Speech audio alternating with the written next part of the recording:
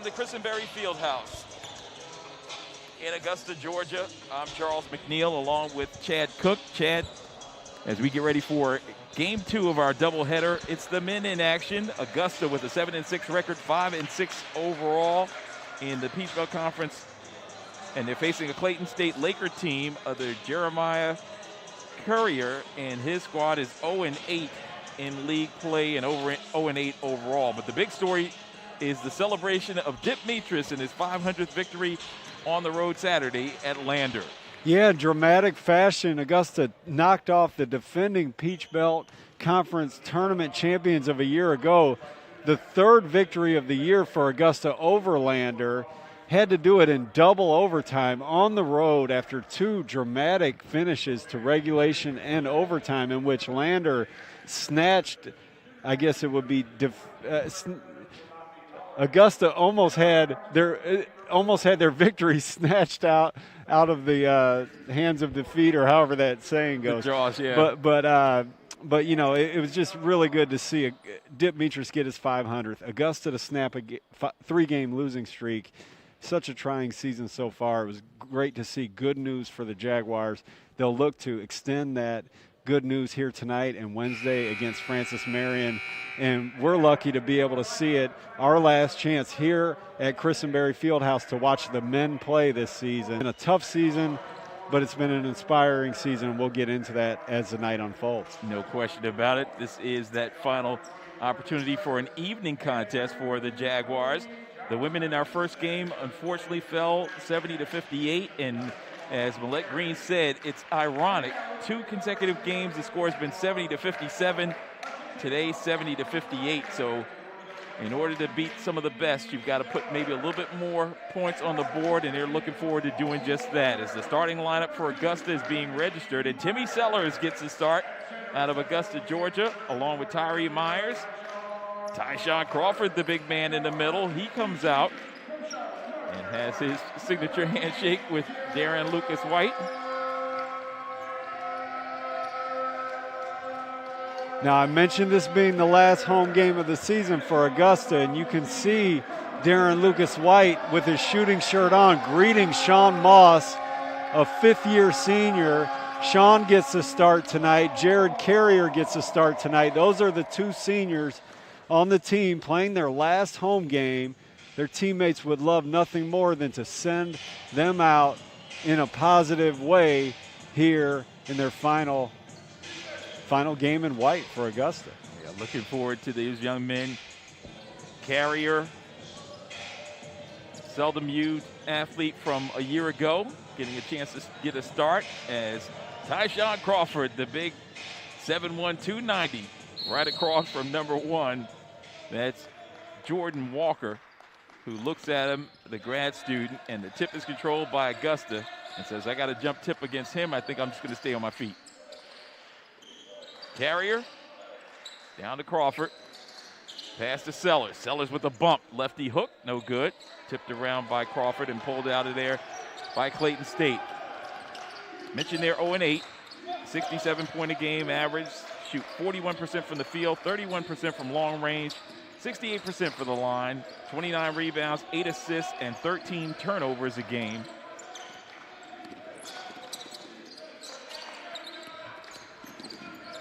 Corfus was running the point for him as they kick it over, and Sean Moss with the steal. So the senior with the steal, Sean Moss out of Clinton, Maryland. Gets it at the top. Pumped. Tyree finds Sellers. Second opportunity. His jump hook finds a home. That was beautiful. Dip Mitras said that Timmy played his best game of the season against Lander Saturday. Picks up right where he left off here today. And we saw a couple of good ones. Flagler game, he played extremely well. And now the pull-up. Rattled out. Loose ball. Rejected inside. Now on the perimeter, Corfus for 3, no good. And Crawford with the board. Carrier with Sellers in the post. Now they work the other side to the post. Bumping. And Crawford goes in strong, has a conversation with his fellow big underneath Walker. We're going to see a lot of this here tonight. In 3 possessions, Augusta's gone to the post every single time, gotten something good twice. Clayton State, what stands out with them, in addition to the winless season so far, is maybe a clue as to why that is, which is only one player, 6'6", couple guys 6'4", very undersized for the Peach Belt Conference. Look for Augusta to exploit that advantage throughout the game here tonight. Crawford missed the second one, but got his own. And that led to a 3, no good. Rebounded by Crawford, taken out of his hands by Walker. And he and Walker having a great conversation, Chad, and you know why, because Walker came from Georgia Southern as well. Okay. That's where Tyshawn transferred in from. And Jordan from Savannah, and Tyshawn from Griffin.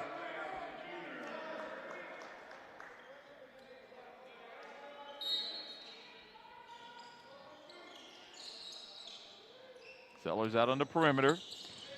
Tyree, left wing. Sean Moss, right side carrier. Up top to Moss for 3. Sean Moss. And look at his teammates. They're loving it. The senior on the board, and they come right back and answer. Sean Moss made that 3 a second ago. You know, every time Sean shoots it, I think it's going in. Such a great shooter, and he's always ready. That was Ricardo Sams Jr. with the field goal from Miramar, Florida. 6'5" junior. Tyshawn in the post. Posterizes him.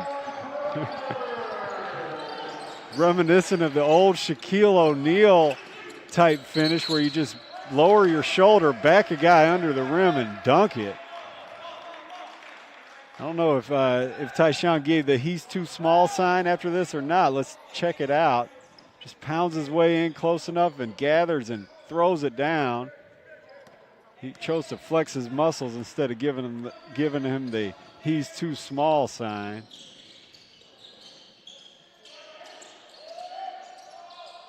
The spectators you see underneath the basket are the Clayton State women's program. As there's an offensive foul called against Augusta. Yep, that was an easy call against Tyshawn. He lowered the shoulder there and just obliterated the defender.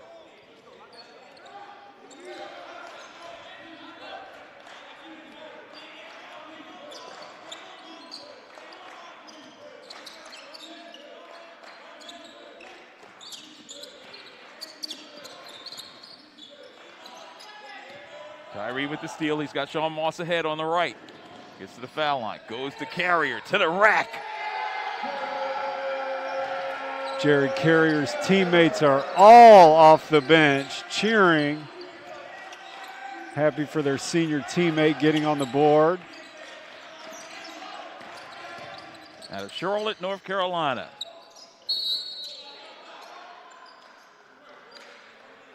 Tyshawn will pick up his second foul, I believe, on this one. Here's Carrier finishing on the break. Nice double clutch. Avoids the shot blocker.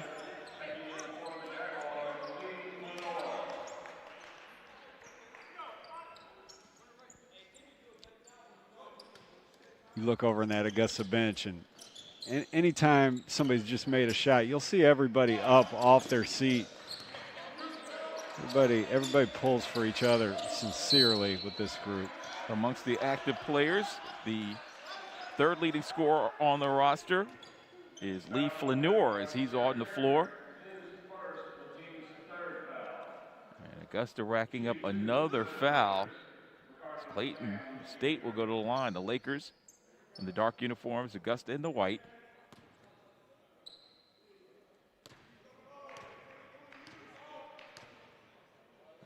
Ricardo Sams Jr. at the line.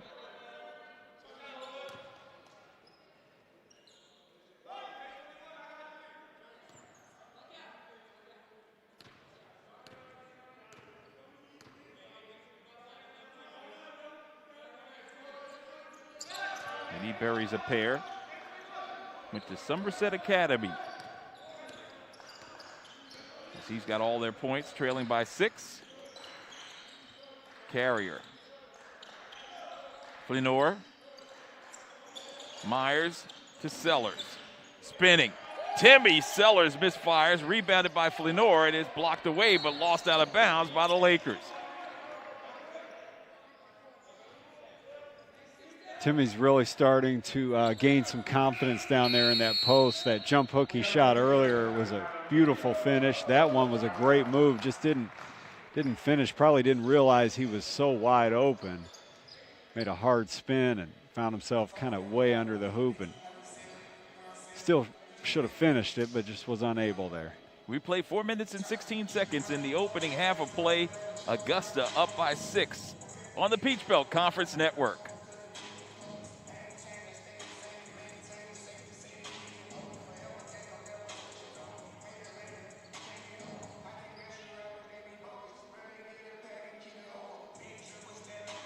Special thanks to AUG B-Ball for their outstanding support as they continue to help exemplify athletic performance both on and off the floor.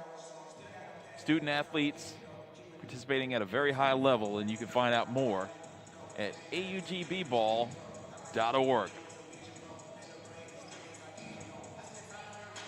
Early going in this one, Tyshawn Crawford with those 2 early fouls. He's got 3 points, averages 12 points, 8 rebounds a contest. Mentioned the leading scorer for Augusta amongst their active players. That's Tyree Myers, averaging 15 points a game. Darren Lucas White, 14. Lee Flenor with 13. John Whitehead III, the talented freshman, averages 8. Sean Moss with 6. Timmy Sellers with 3. Of those players seeing significant time as we wind down the regular season. Flenor gets the inbound, and Myers gathers it back. Moss remains on the floor, as does Carrier. Now they get in the post. The sophomore tries to find Sellers. 5 seconds left. Moss will pull up. Front iron no good. The Lakers into the front court.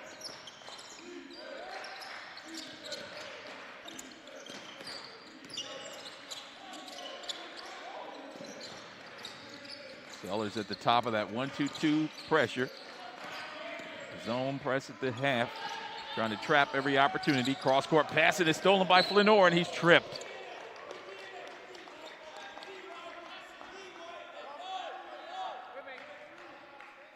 You know, the term shorthanded, I've used it probably 1,000 times for Augusta this year. It's almost like it's part of the nickname, Augusta Jaguars, Augusta shorthanded Jaguars. Well, this Clayton State team, I think, has taken shorthanded to a new level.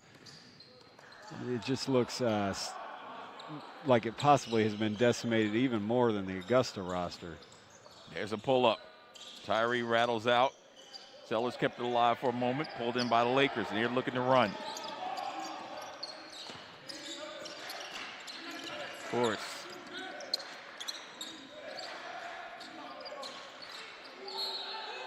Ball deflected, but last touched by the Jags. You know, there's been a lot of Augusta University fans have really missed seeing the men and the women in action in person this year. They were able to go see the team play at Lander. Some diehard fans went to the Lander game, and they were treated to a double overtime victory as Sam scores there. And so about that, this Saturday coming up, Augusta, the men's program, there's a flyer that I want to read off. It says, join us for a drive-by celebration to honor Sean Moss and Jared Carrier. As we see Sean Moss shoot the 3 and miss. To honor Sean Moss and Jared Carrier, Augusta University men's basketball senior recognition, February 27, 2021 at 4 p.m. at Christenberry Fieldhouse here at the gym.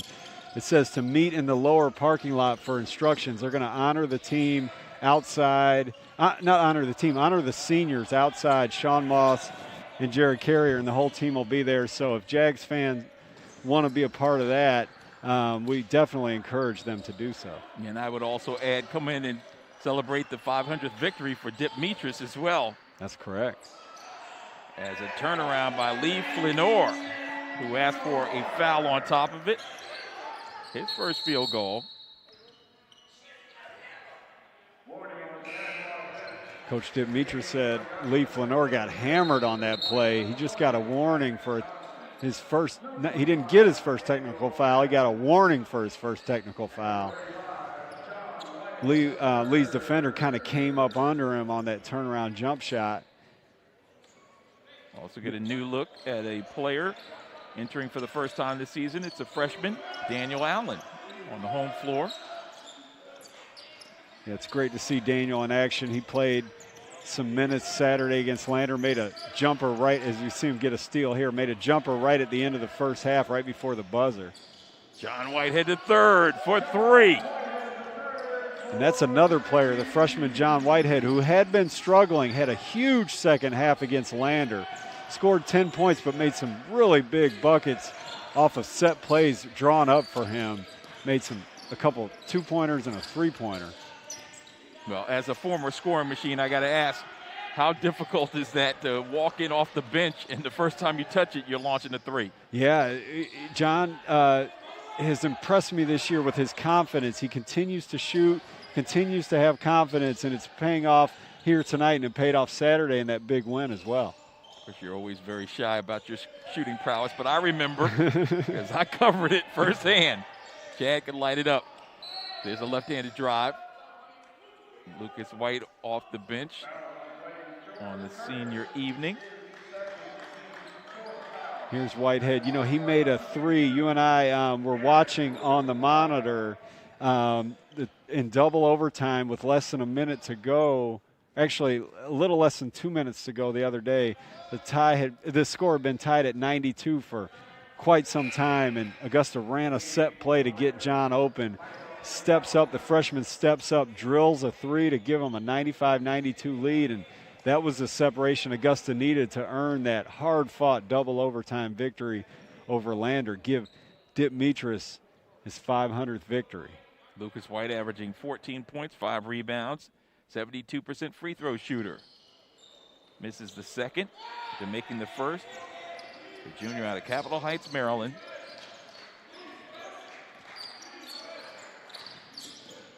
And there's a steal by Lucas White.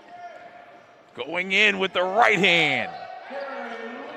What an exciting player Darren Lucas White is. How many times this year have you said, there's a steal by Lucas White? It seems like it happens once every 2 or 3 times down the court.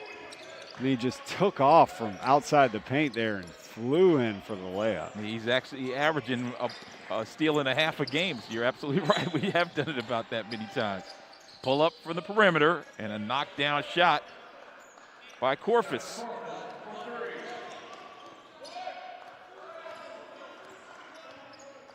Out of Greece. It's his first field goal. Allen with Jack Johnson on the floor. And they call Jack over the back, but Dip didn't mind. He applauded the effort. As we got our second media timeout with 11:11 on the clock. Make a wish. And my wish is the Jaguars come away with a victory with plays like this by Darren Lucas White.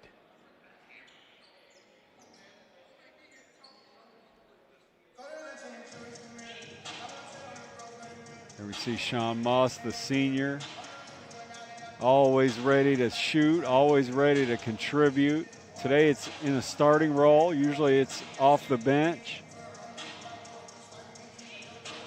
And again, how do you think that's helped the Jaguars in terms of flipping the normal routine?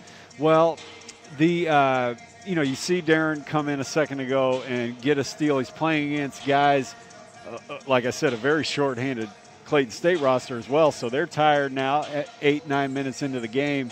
Darren's fresh. He always seems fresh. He's always active. Comes in, gets a steal, flies in for the layup. So as opposed to having, your first, second, third best player in the starting lineup, he gets to come in and contribute with fresh legs after 8 or 9 minutes. The other thing is with the two seniors starting who usually don't start, Sean Moss and Jared Carrier, there's a real energy throughout the whole roster. You can just tell the guys want those two players to have a special evening here tonight. The way guys are jumping off the bench every time one of them gets a shot. So there's a lot of enthusiasm and a lot of fire in everybody's belly, and it's showing on the scoreboard here early. Yeah, and both of those have scored. Moss with 3 and Carrier with 2.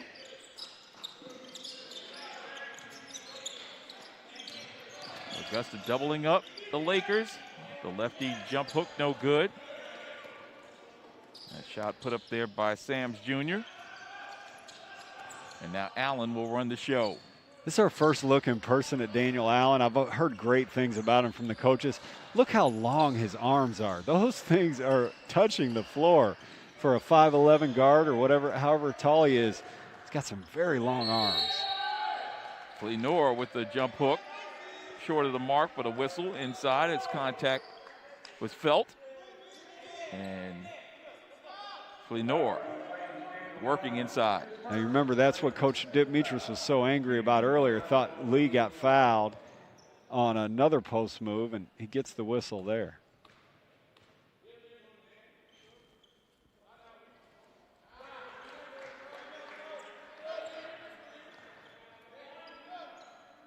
.71% free throw shooter is Flenor. 13 points, 8.5 rebounds a game. A sophomore, 6'7" out of Miami, Florida. Missed a pair, but followed up by Jack, and he can't get it to drop. Again, Augusta using that size to their advantage. Jack Johnson unable to finish there, but got a great look. And it leads to a three-pointer knocked down from the perimeter by Daniel Melvin. Out of Columbus, Georgia, the junior.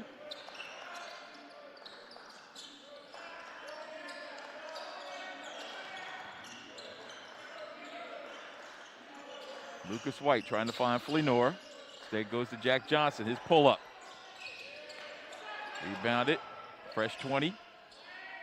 And they'll reset the offense.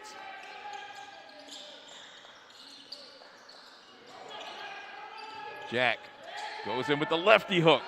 Still too strong. Tipped around, Whitehead comes up with it. No, Jack with the long arms.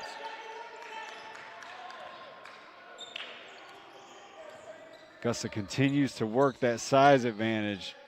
Good look after good look, unable to finish.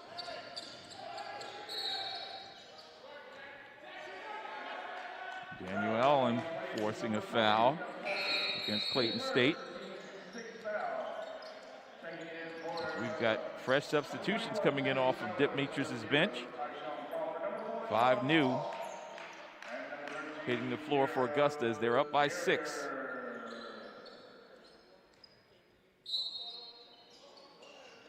Tyshawn Crawford. Jump hook is strong, but there's Timmy Sellers. Gets shoved, and they're going to call a foul on the push. So it hasn't borne fruit here recently, but Augusta continues to pound that size advantage, just kind of tossing it inbounds from the baseline to Tyshawn Crawford. He gets a point-blank little 2-foot hook shot, misses it, but then Timmy Sellers, the 6'8" junior, able to rebound it and get himself to the foul line.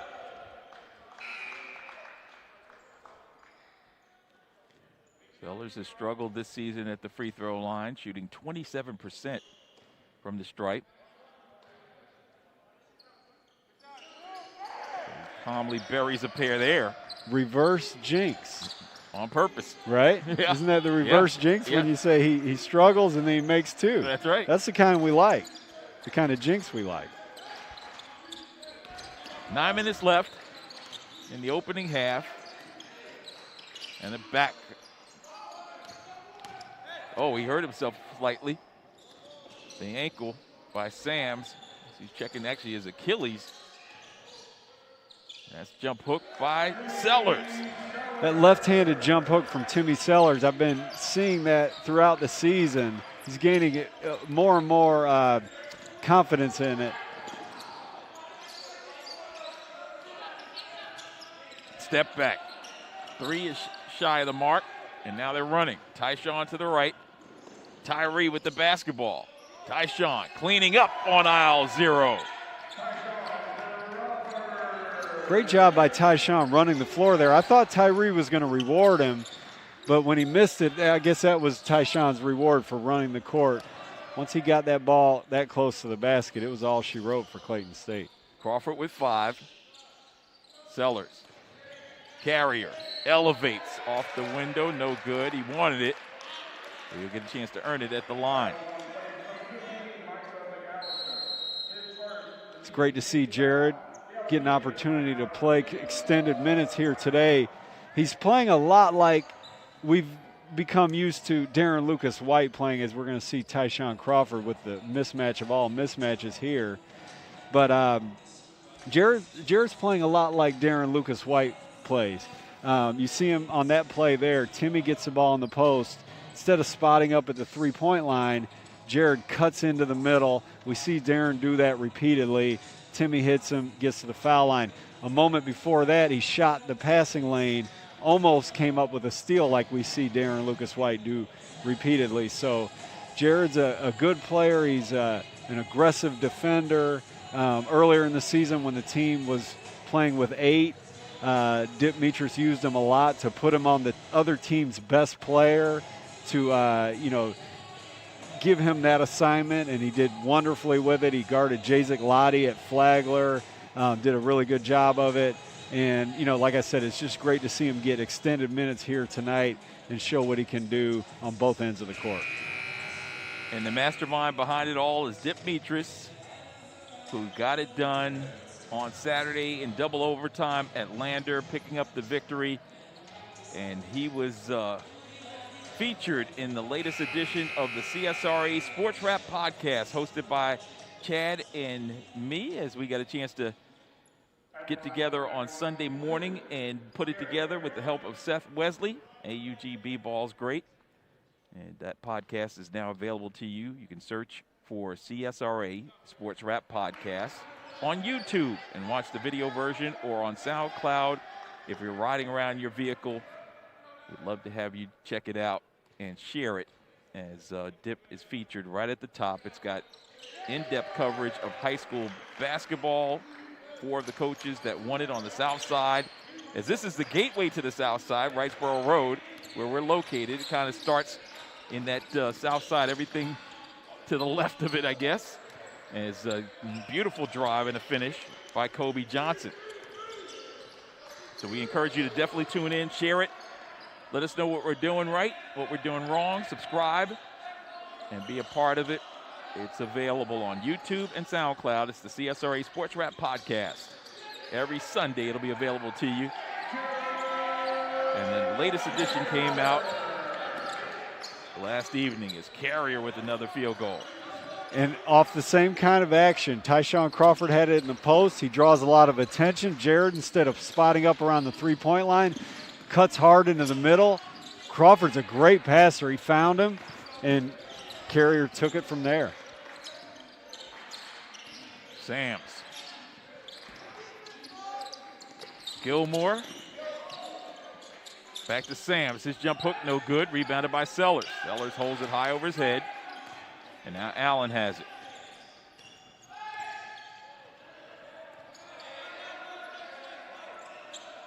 Crawford to Moss for 3. Sean Moss. As we see all the players up cheering for their teammates, Tyshawn Crawford is the maestro here, feeding Jared Carrier, one senior, on one play, and then Sean Moss, the other senior, on the next.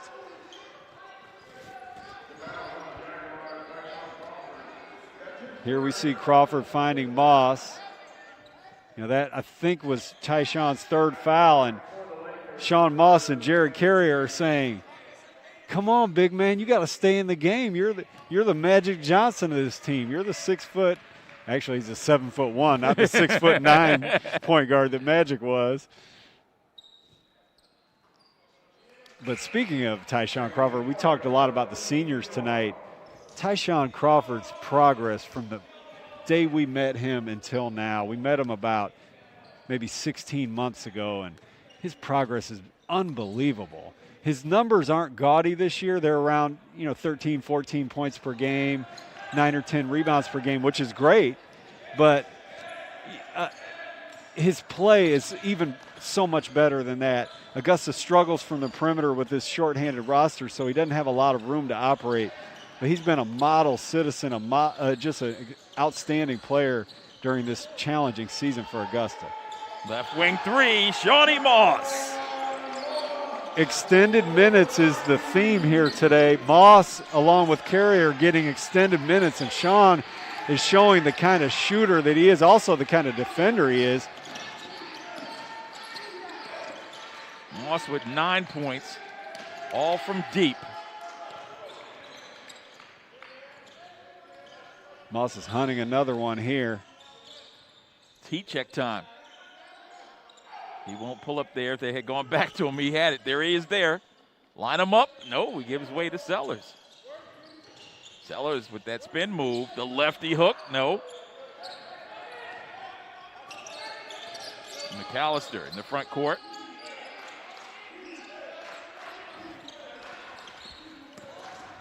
Korfus with the pull-up. Steph Korfus. 2-point field goal for him. He's got 5.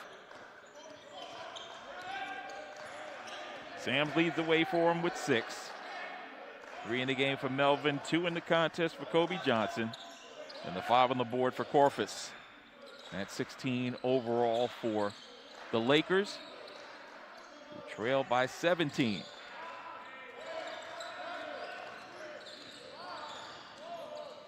Allen, aggressive move to the hole. Augusta was all out of sorts on that play. I haven't seen a possession like that all year this year.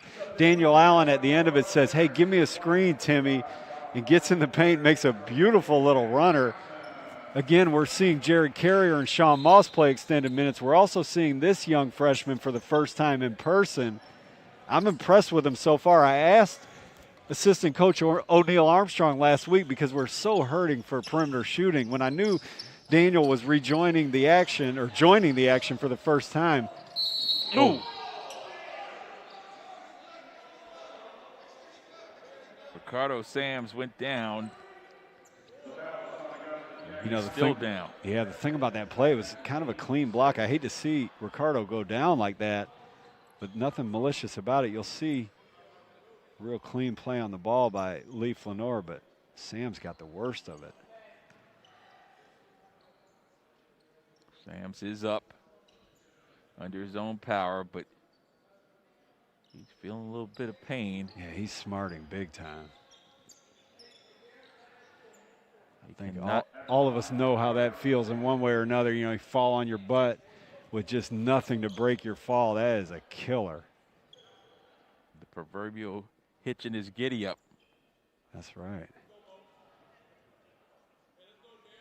Well, we hope the best for him. That's got to be painful. So when I knew Daniel Allen was coming back, we're hurting so bad for perimeter shooting. So I asked O'Neal Armstrong, can Daniel make a shot? Is he a shooter? And O'Neal looked at me and he just kind of shook his head up and down. He said, Daniel's a player. And we saw a little bit of it right there with that move to the hoop, broken play, short clock. He calls Timmy Sellers out. He says, "Hey, give me a screen. I got this." And he makes something out of nothing. Now, he's since gone out of the game. I think Coach Dimitris was a little frustrated, maybe not frustrated with Daniel just now joining the fold, but the fact that Augusta didn't get in anything throughout that possession, I think Dip was wanted to talk to him about it a little bit and get the veteran Darren Lucas White in to run the show. So Lucas White on the floor with Flanor. Moss and he on the perimeter as Moss pulls up. Side rim no good. Kept alive by Flanor, and then looked like it was last touched by Clayton State, and they say off of Flanor as he has a big grin on his face. Whitehead is also out there, and they'll return to the floor in just a few moments. Just under 4-minute timeout at 3:58 mark. Augusta up 35-18.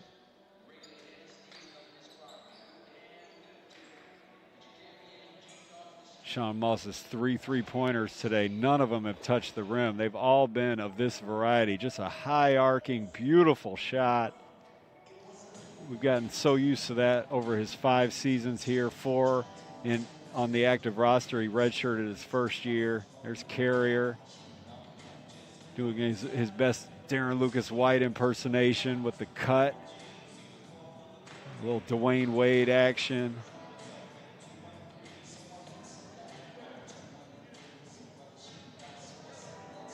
And then talking, which is so important in the game today.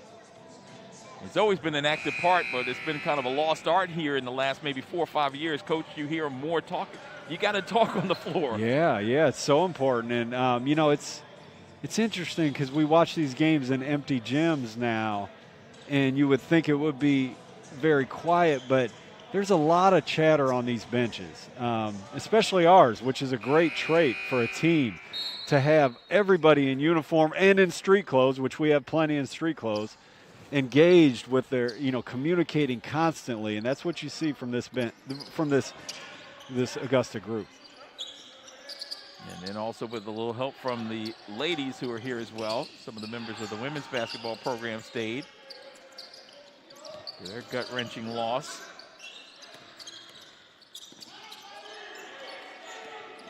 Now the dribble drive. There's a push inside, and that's an offensive foul.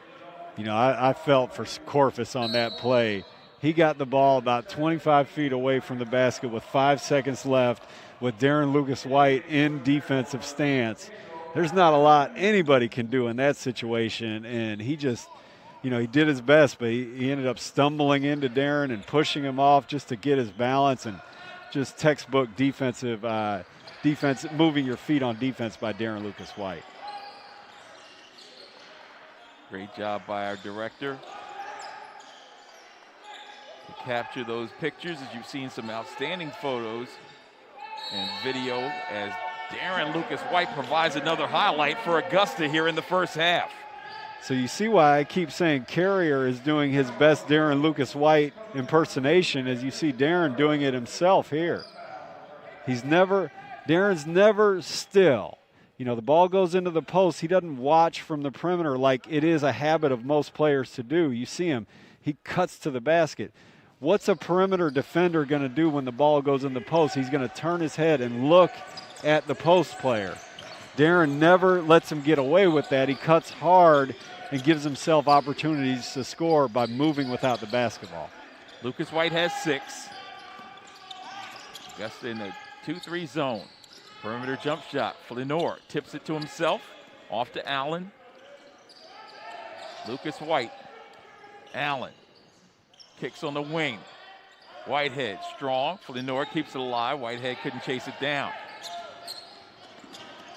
Right wing wide open. Side step 3 was no good, and they'll catch Flenor on another foul. This time McAllister. Let's see if he gets touched here. A lot of times you can just fall as a three-point shooter and get the call. I guess maybe he did get hit on the – you're supposed to give the shooter space to land. See if Lee made contact when Corfus landed. Couldn't really tell there. It's become a go-to move for a three-point shooter to fall to the ground after he releases it. If you realize it's off, right? Yeah, there's nothing to lose. You might very well get 3 fouls. I think referees have been told that the death penalty awaits if they let anybody get touched after they've released a three-point shot.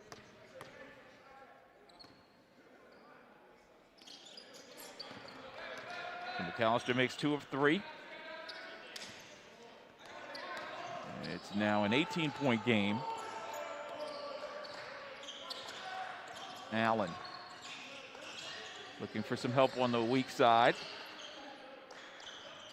Lucas White with the pull-up. Darren Lucas White. That's a beautiful stop and pop by him. He's really perfected that part of his game as well, that stop and pop in the middle, in the mid-range. 8 points for Lucas White. He's the second leading scorer behind Moss's 9. Whitehead looking to get in the act. No.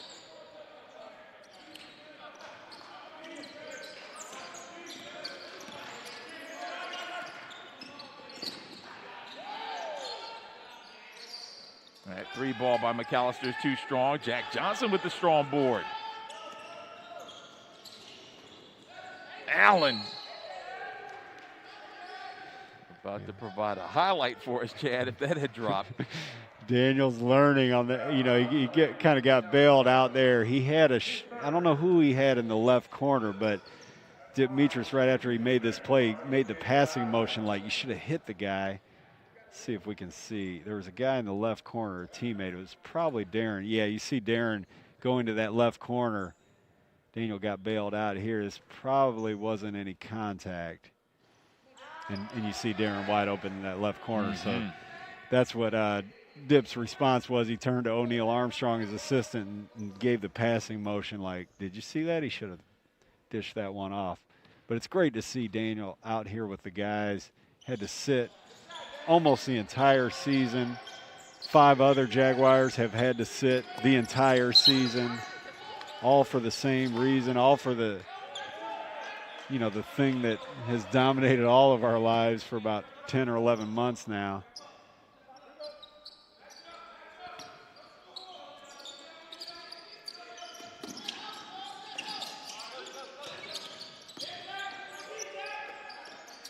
Right wing corner 3. Allen with the board.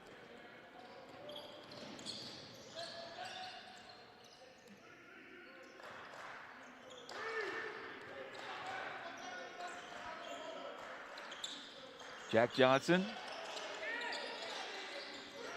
Flenor. Quick move. A little strong on the layup attempt, but he'll go to the line to shoot 2.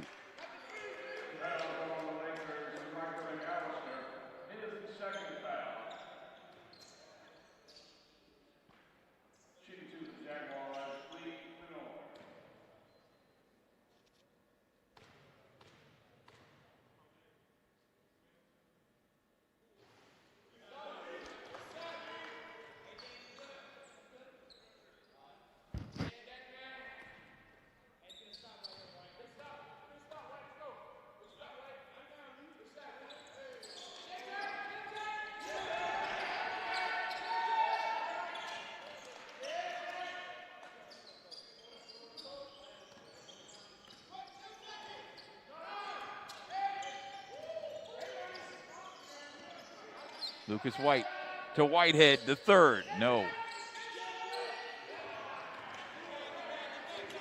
Clayton State running. Right wing 3 in the air. It's short. 30 seconds left. And just 1 second separating shot clock and game clock.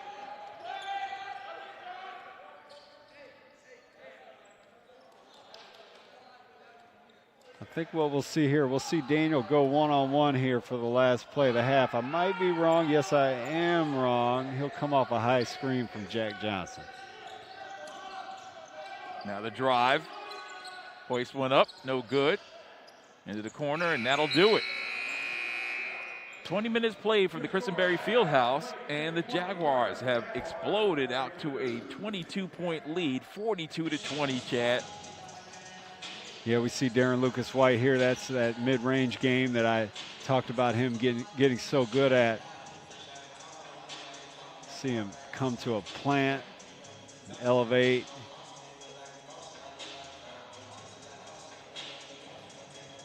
So, yeah, Augusta off to a big lead.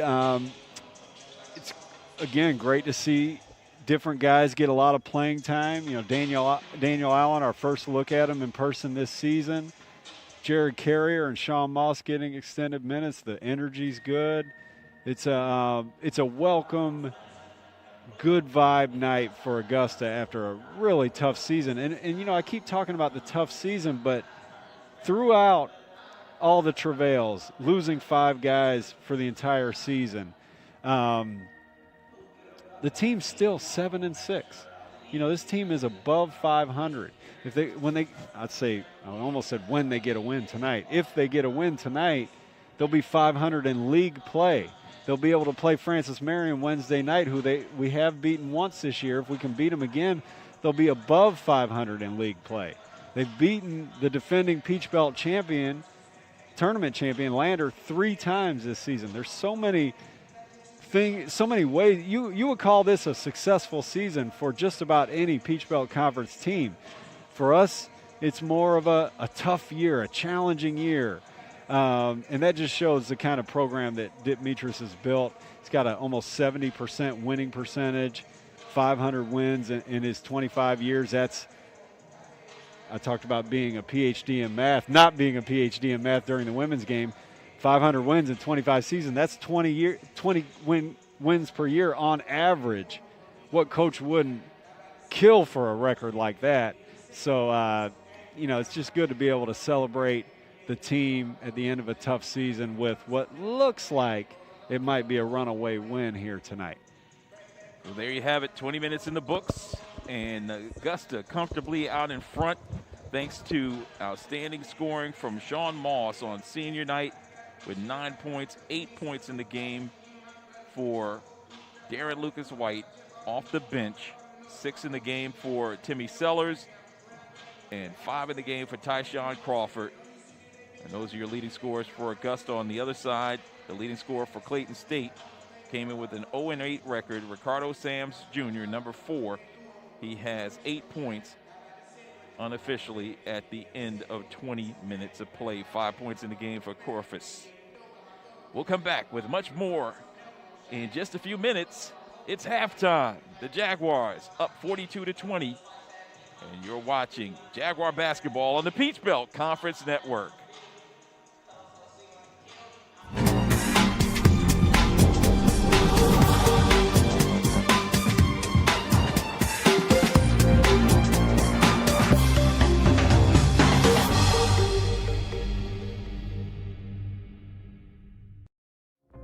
Boundless possibilities.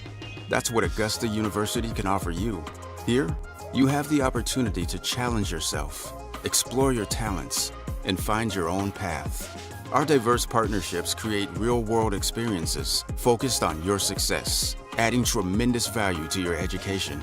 Discover your boundless potential at Augusta University. Be boundless. Learn more at augusta.edu/.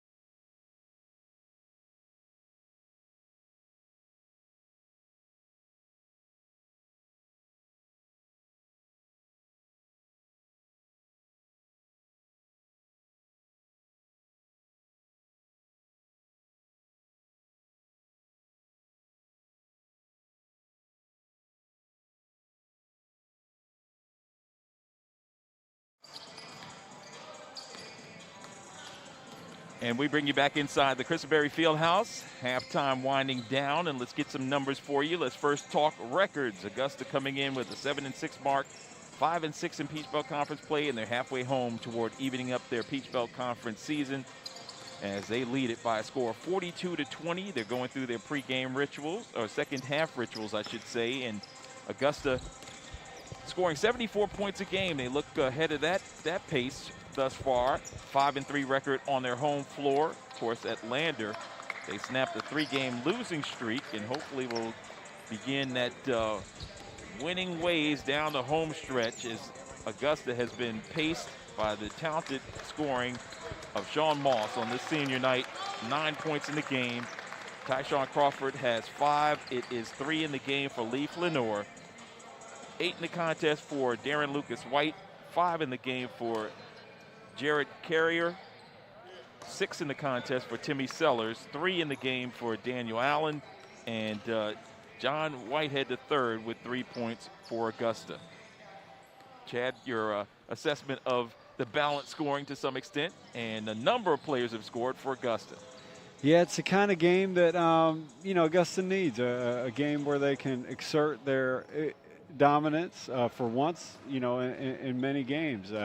We've been the underdog in so many games in a row now with that short roster, so it's great to see everybody be able to, do what they do best.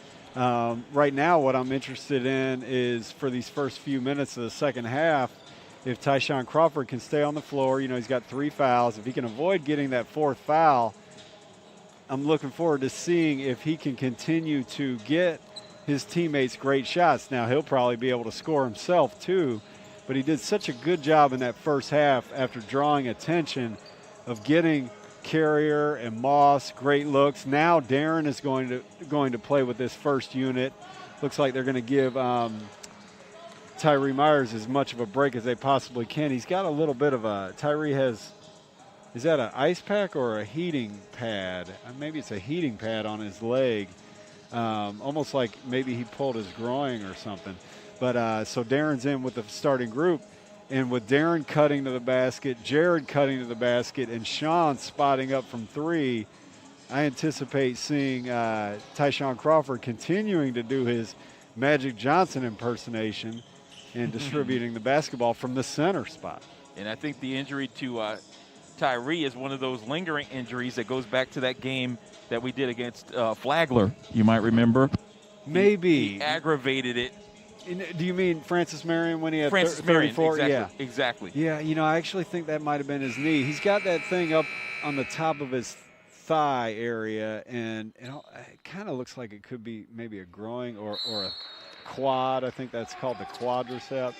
I just hope he's okay because, the last 2 wins for Augusta, Tyree scored 29 and 34 points. And, so he's very vital to the team's success. If not tonight, for sure Wednesday. Clayton State outside jumper, a little strong. Put up there by Jordan Curtis. Jared Carrier. Down low to Tyshawn in the painted area, and he slams with 2 hands. Tyshawn Crawford.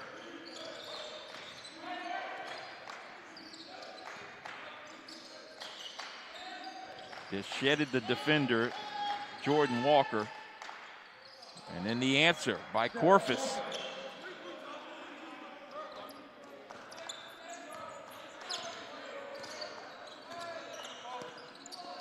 Corfus now with 7. Sean Moss, yes. Now that one just kind of barely touched the rim on the way in, just barely touched the rim. So would that mean Sean's gone cold? No, I'm just kidding. What a shooter he is. And the reverse. Jordan Walker, his first field goal. Sean Moss on the left, Carrier on the right, the seniors. And there's Moss again. Why not?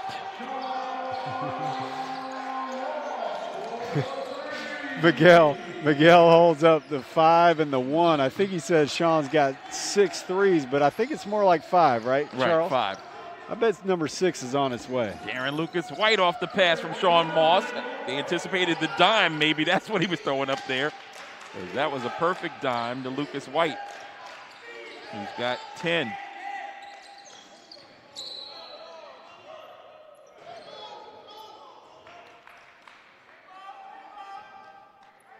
And we see the beautiful pass from Sean to Darren. Sean let out a big howl after that bucket. He's feeling great. It's great to see him at his best here tonight. Carrier to Timmy. Step through move, and he scores. You know, when Timmy transferred here, Dip said that he believes Timmy's goal should be the to be the team's best player by the time he finishes up. And you see some of the reason why here. Watch this move by Timmy, splitting 2 defenders and finishing with a soft left-handed hook. He's a right-hander.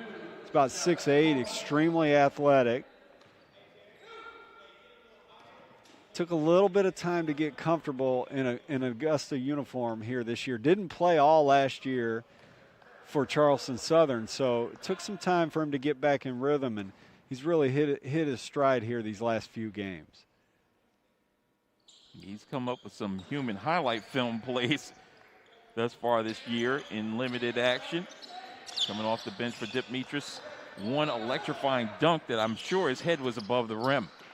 Yeah, we saw a lot of that from him at Glen Hills High School during his prep days. Tyshawn.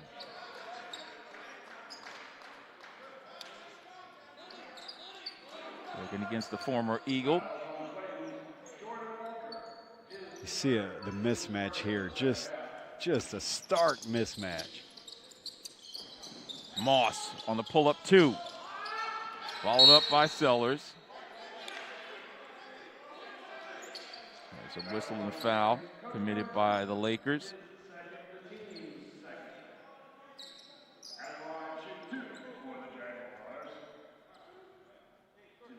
Kobe Johnson couldn't believe the foul was called on him. I was with him. When that whistle blew, I was sure that was on Timmy for being over the back. Instead, Timmy gets 2 free throws. Johnson just throws his arms out like, are you kidding me?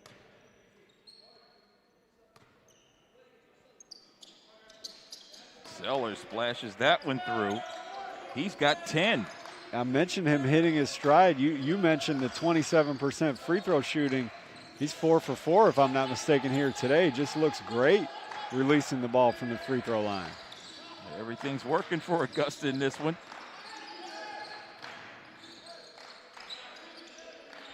Up by 30. And Lucas White has it. He's ready to run. Moss on the right. Nearly got his pocket picked. Bullet pass down low. Sellers dives through again. Timmy Sellers. Dipping into his bag. He's got 12. Timmy's very comfortable playing in traffic here today. We talk about it oftentimes, you and I, about having a plan when you get the ball in your hand. He seems to have a plan tonight.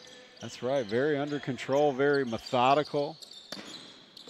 Crawford looking for the double team, and he will slam it right down on top.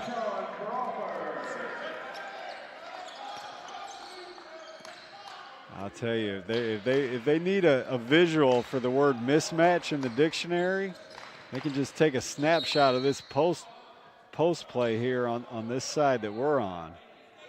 Look at this mismatch.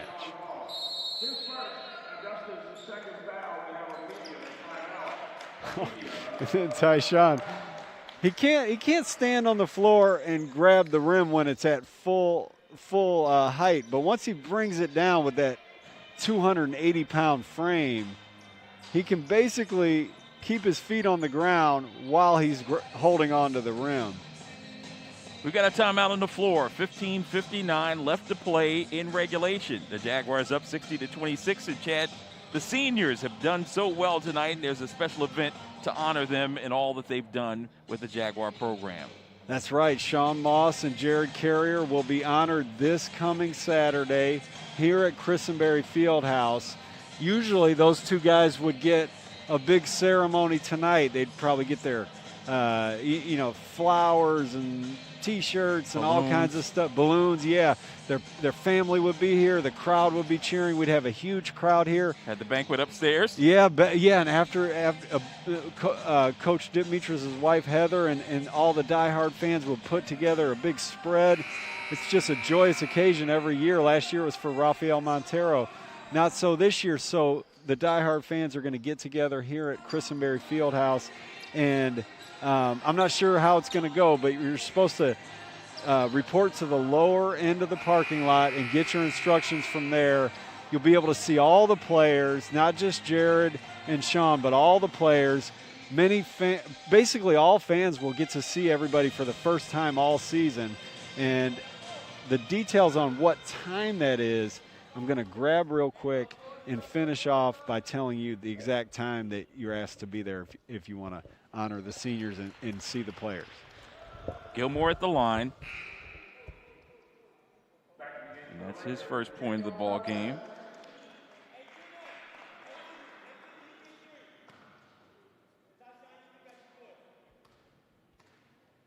Gilmore Jr., 6'2".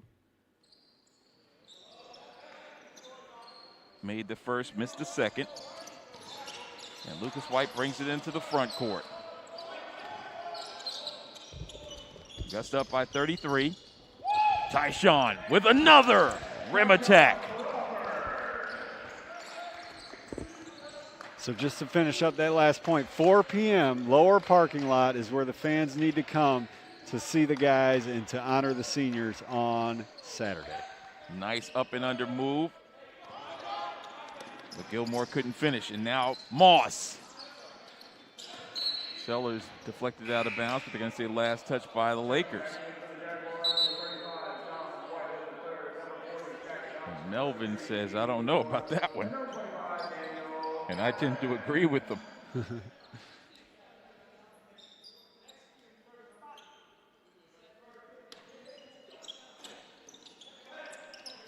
So Noah back on the floor.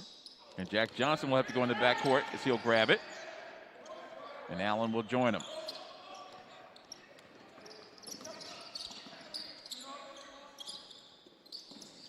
Allen into the post. Lenore lost it and then lost it out of bounds. And I guess ball don't lie as it goes over to Clayton State. And I think that's what the young man was saying to the official too.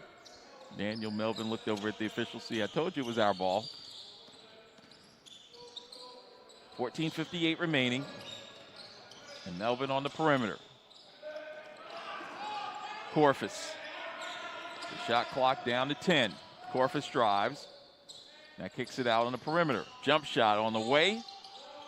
Jack Johnson tips it around. And it's off of Jack.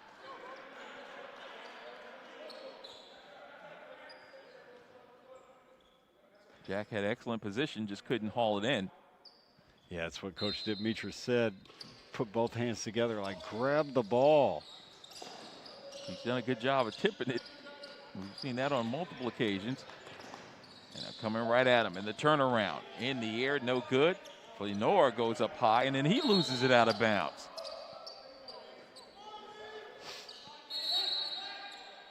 So Augusta now, with a lack of focus over this last minute or so, somewhat understandable. Up big in this one. Augusta's Leaf Lenore got a technical foul there.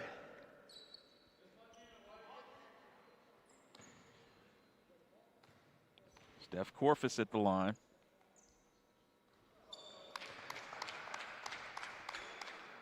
Two for three on the night. He's got 9 points.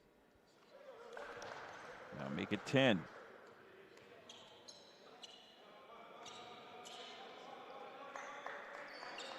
First player in double figures for Clayton State.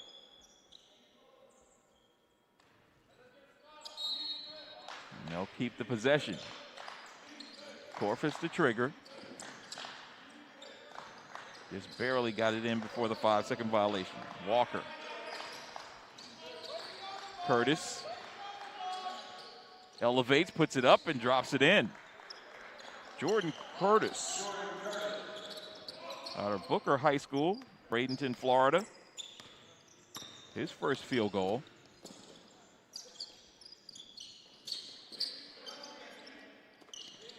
Allen. Ooh. Lenore brought to his knees by the contact.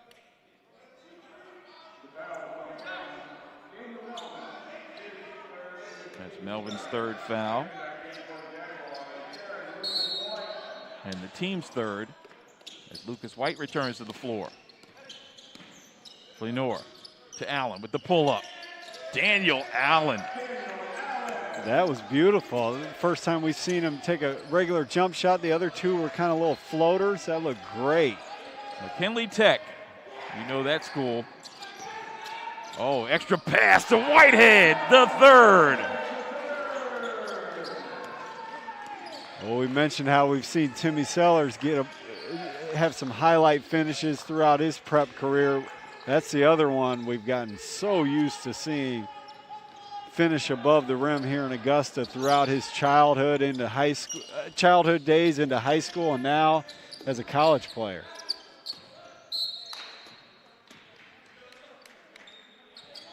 First time I heard, I know John Whitehead's father, his name's John Whitehead as well.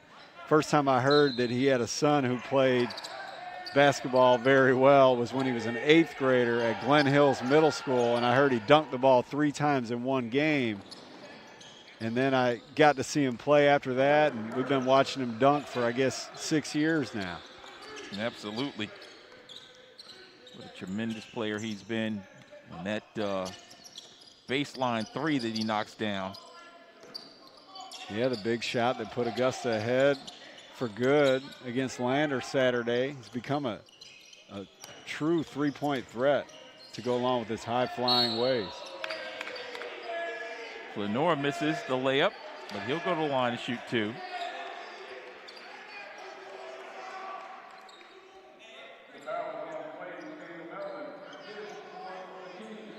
Just another size mismatch down in the post. Clayton State just absolutely has no size on the inside. You just feel for him watching him. Lenore struggling at the line tonight. 85% free throw shooter. And he misses another one. 1 for 6 from the line for Lenore. He's got 3, and Whitehead to third. John Whitehead thought he was going to get another chance to dunk there. He attacked the rim with abandon. And Lenore was ready to bust out. I think he was going to try to give it to Allen, who would have given it back to him.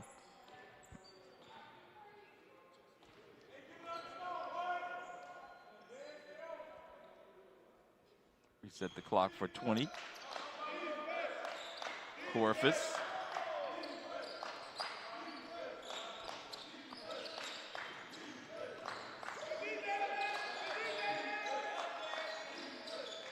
Into the post. Walker was fouled. So Jack Johnson picks up his third.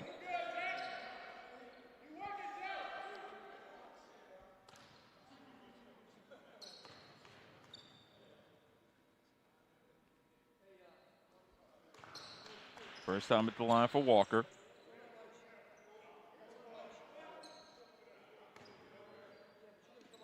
Graduate student out of Savannah. Richmond Hill High School. He knocks down a pair. He's got 4 in the game.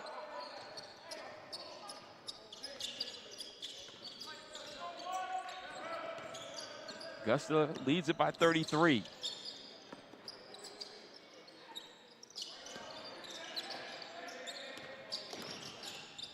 Daniel Allen on the penetration. Elevate. Shot is up and good.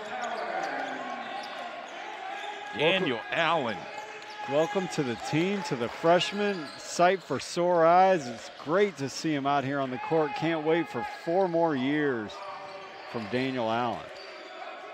Tell the folks who just tuned in why you said 4 more years. Well, yeah, it's part of this weird year that we're in where no NCAA, NAIA, JUCO, all those leagues have said this year doesn't count against your eligibility. So a freshman like Daniel Allen, as we see Darren Lucas White stroke one from right inside the top of the key, a freshman like Daniel Allen or like John Whitehead, this is the first of 5 years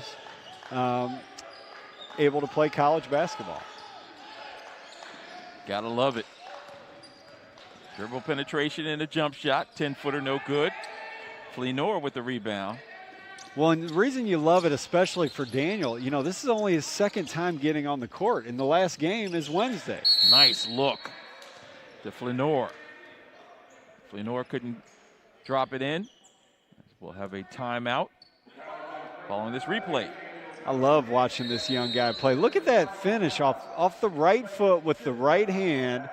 He's not a speedy point guard, but he's athletic. We saw him elevate on a jump shot earlier.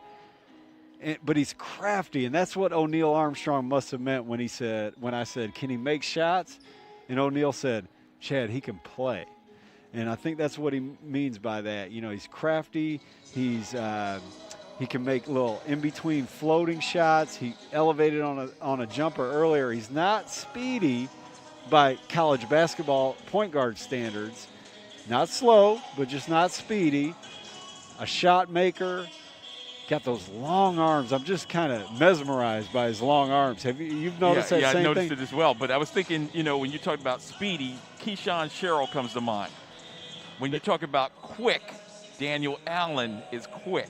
You know, he measures when to use what gift he has in the way of quickness to move around the floor. Yeah, he's very in control of his athleticism. Which is awesome at this young age. Yes.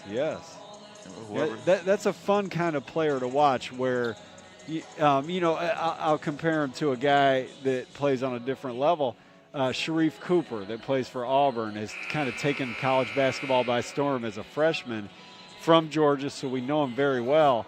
And you would think he's not quick because he never sheds his man. His man's always kind of on him, but he picks his spots. He's got a mastery of ball handling to where the ball's never going to be taken from him. And then he just has a little burst, a little quick step when he needs it to get himself free. And that's kind of what I see from Daniel here tonight.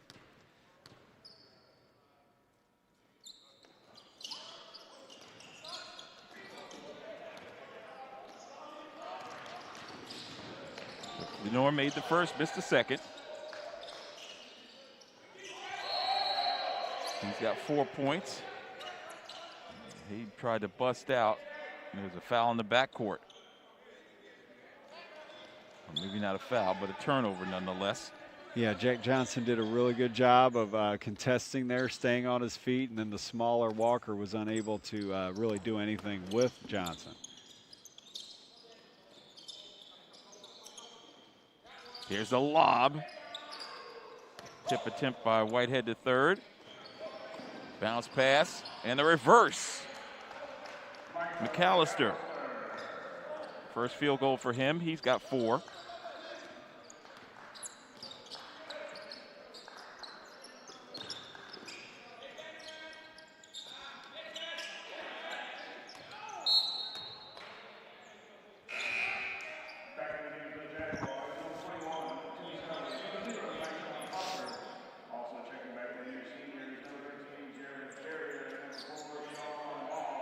See if Darren Lucas White just kind of tosses it up for Tyshawn here on the inbounds pass. If so, God help Walker. Walker watches Tyshawn Crawford right on cue. The coach and Chad coming out as Tyshawn now with 13.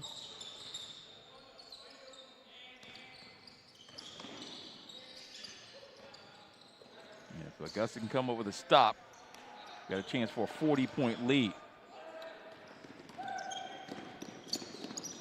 Lucas White to Moss for three. Yes. Augusta fans, come out at 4 o'clock Saturday and tell Sean Moss what a great job he did shooting the basketball here tonight. It's been really fun to watch. Tyshawn with the board. Lucas White still pushing the issue. Up by 41. Tyshawn gets his own. Tyshawn. That young man will sleep well tonight. Jordan Walker. They don't have their weights listed here, Chad, but we know he's 6'6". Sean Moss. We get an offensive foul, back to live action. Actually, it looks like a travel violation is the call against Carrier.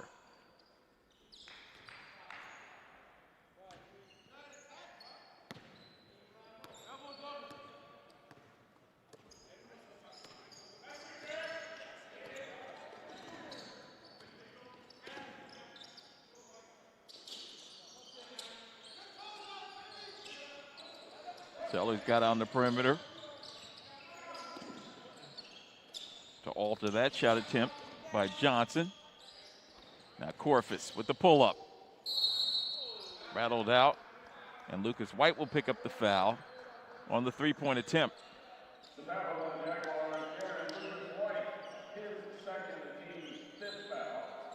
So earlier in the game, Corfus had it against Darren Lucas White, and I said I felt sorry for him, but he did a really good job here of getting to his spot.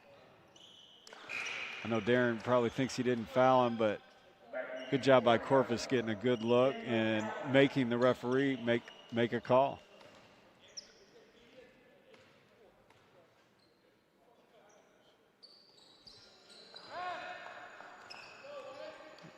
After that foul, Darren went to the bench. That gives us a chance to see Daniel Allen again. And there's Tyshawn Crawford with another rack attack. I don't know if that rim's going to make it through the end of the night.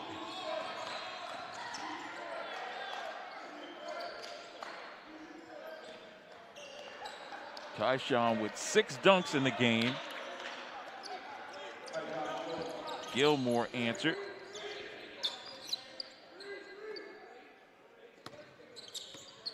For his first field goal. Oh, Timmy Sellers count the basket and a foul. Oh. Playing with so much confidence. Shooting, his shooting touch has been better tonight than I've ever seen. A nice little flip there. He's made 4 free throws here today out of 4. Watch after the contact how he nice little form on the release. Definitely not a conventional shot, but the release was solid.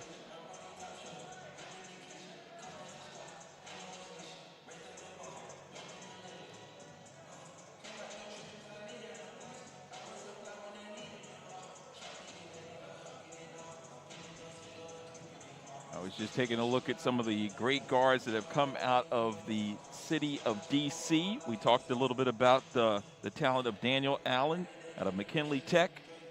And Sherman Douglas is one that immediately comes to mind, and from back in our day, Johnny Dawkins, another guy who played fantastic ball. Of course, Sherm played at Spingarn.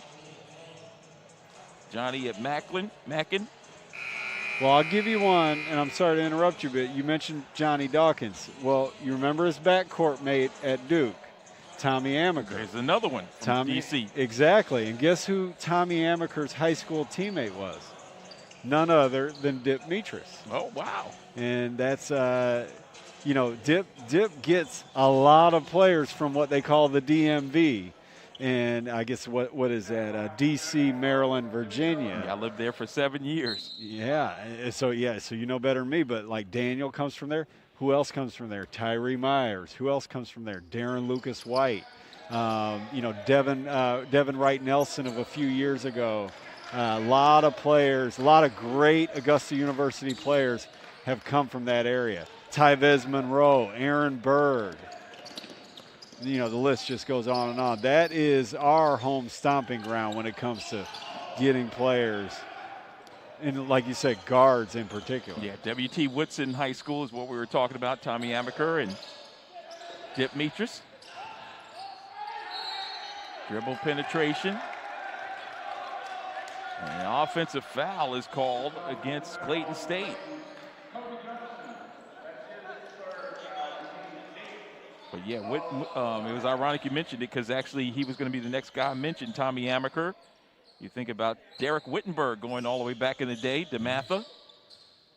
He's the one that shot it that Lorenzo Charles caught and dunked it in, right? Exactly. In the national championship game, yeah. He and Sidney Lowe were the backcourt at North Carolina State. Keith Bogans, remember him from Kentucky? I was going to say Maryland, but yeah, Kentucky, you're right. And he played in the NBA as well. Hard-nosed guy out of DeMatha. Down low, Jack Johnson with the left hand. And that was the missing ingredient. Now everyone who's played has scored with the exception of Tyree Myers. Who scored that last one, Chad? Oh, that was hang on. That was number 2, Kobe Johnson. Kobe. Jack with the turn.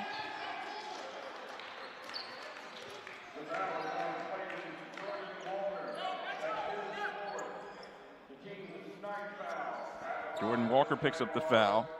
The undersized big man, that's his 4th. Team's 9th. And Jack Johnson at the line to shoot 2.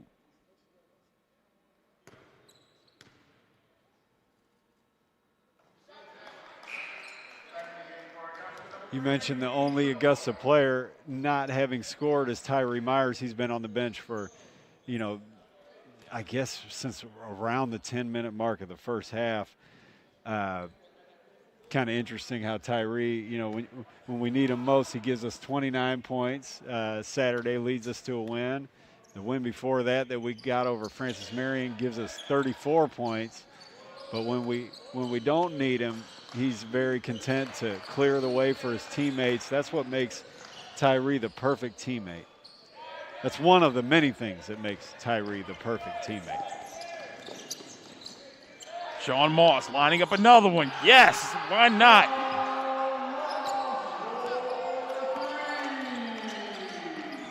Seven three-pointers for Sean Moss.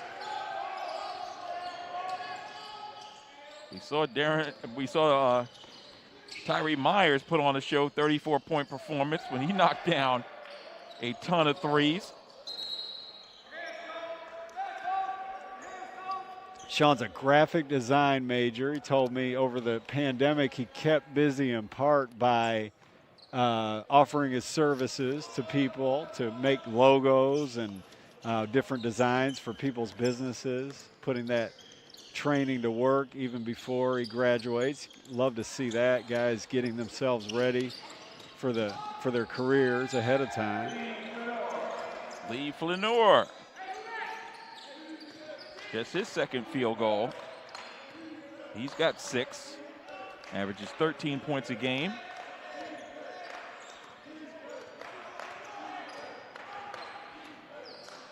Tyree with that 34-point performance against Francis Marion.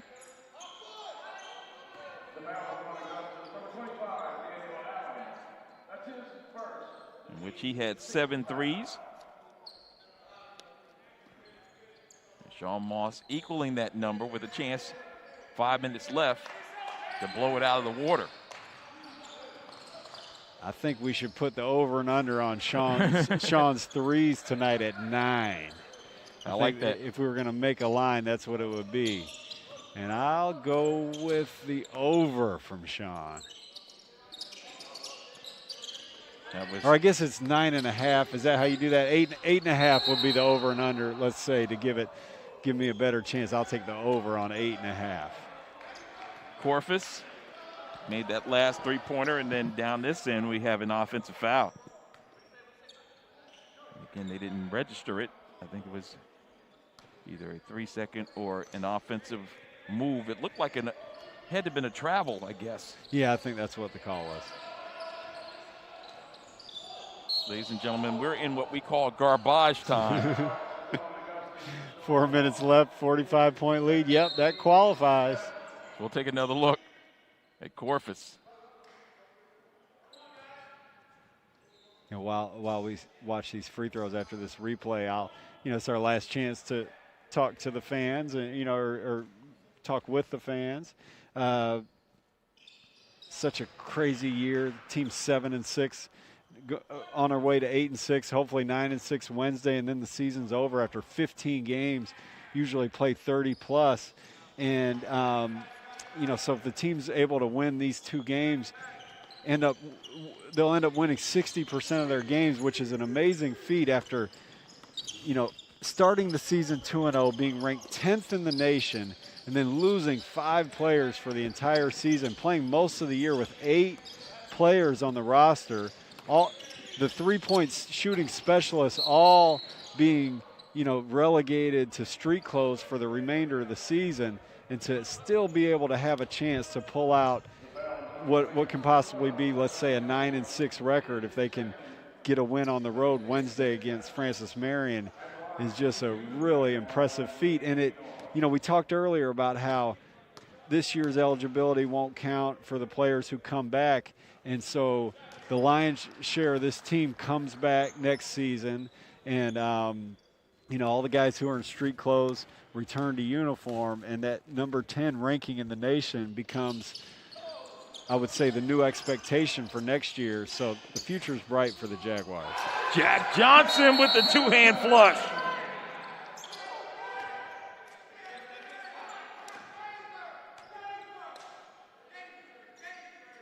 You see Sean Moss to Jack Johnson. I mentioned Sean Moss putting his graphic design major to work already. Jack Johnson's a communications major. He was the one who penned the article for the student newspaper, the Bell Ringer, that revealed the fact that 5 Augusta Jaguars would be out for the season and why. The questions were coming left and right for many days. Why can't Miguel Arnold play? Why can't Troy Cracknell play? And Jack Johnson, who just dunked the ball in that last play, was the one who wrote a very well-written article for the student newspaper that explained things. And, he's a very impressive guy. So many of these guys are impressive off the basketball court as well as on. Sean Moss went down on that last possession.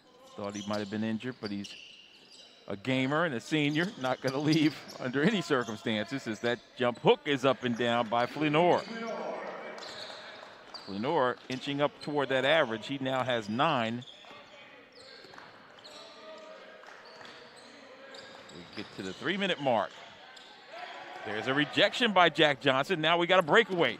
Oh, where's the lob? He didn't throw it up there. Instead, he takes it himself. Count the basket and the foul.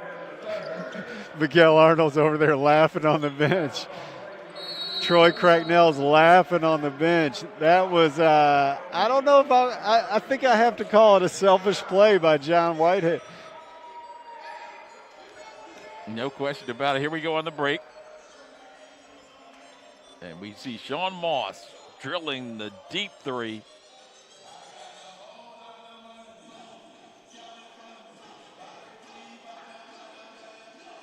Lee Flenor there. Did we already get a look at John's 2-on-1? Not yet. Not yet. Okay. I don't know if we'll get it or not, but if we do, I'll be ready. I don't know if we'll get that last. It's okay if we don't, but I'll commentate that one. Here we have John Whitehead, 2-on-1. Is he going to give it to Lee for the dunk? No. I'm going to go score this one. John's from Augusta. He's a freshman. And that's a play that I see over and over in the high school gyms. And it's frustrating because, you've got a 2-on-1 and guys like to keep that ball. And in one way, it's a good play because you don't risk a turnover. But, the correct way to play that is if the guy gets all the way in front of you, you drop it off for the easy layup. If he doesn't, and he stays either in no man's land or goes with the guy who doesn't have the ball, then you finish yourself. But time and time again, you see guys try to finish despite the defender stepping in front of them. That's what John did there. Now, it worked. 3 points is better than 2, and everybody had a good laugh about it. But, just kind of tickling to see John, I might say, pad the stat book a little bit on that play. He gets the conventional three-point play.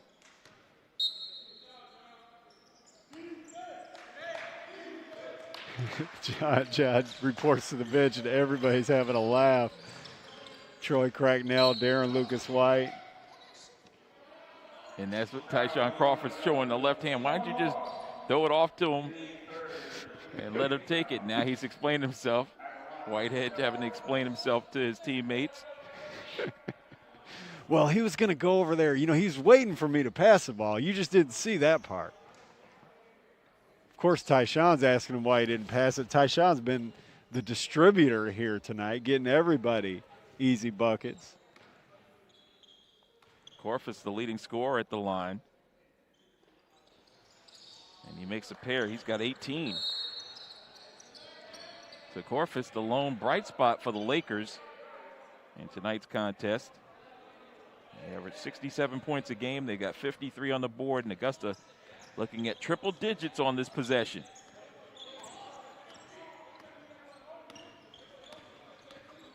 Allen. Jack, backdoor feed, tried to hook up Carrier. The ball deflected out of bounds. And I was thinking about E-Man. E-Man was his teammate last year. He didn't really have superior hops as does Lee Flanor. So that might have been another reason why John said, I'll just take it myself. E-Man will shoot a 3 on you. Right. Bounce pass in the post. Flanor with the feed. Carrier gets bumped, and everybody's excited because Jared will get a chance to score some more. And he'll put us potentially over the century mark. And how many times have we seen Jared do that today? Not watch the post player go to work, but cut and give him a target. He's done a great job of that. Charlotte, North Carolina. Free falls home. That rattled off, no good. Jared's a business major. He's got a bright future. Just a great young man. Misfired on a pair here. And cleaned up by Flanor, but there was a whistle. And Jack Johnson was over the back of Jordan Walker.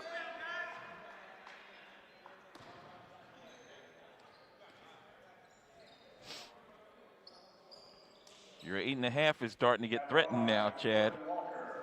Yeah, I need Sean to get selfish. You take a pointer from John Whitehead. Just kidding to the John Whitehead fans out there. He's nothing like a selfish player.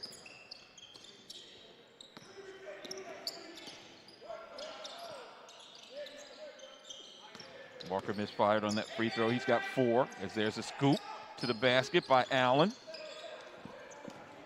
Rebounded in there by Gilmore. On the wing, it's Korfus for 3. Korfus. His third 3 of the night. 21 for him. We're going to see a set play for Jared Carrier here. I think he's going to get free for a 3-pointer.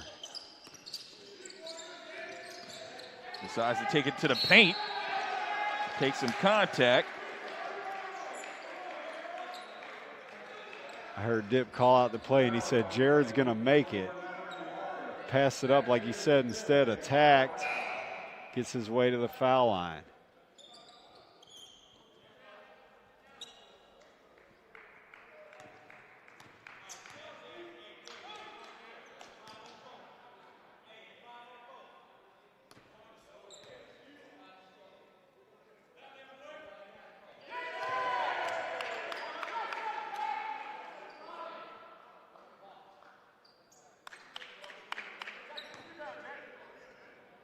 Fitting that the senior carrier, puts us over the century mark.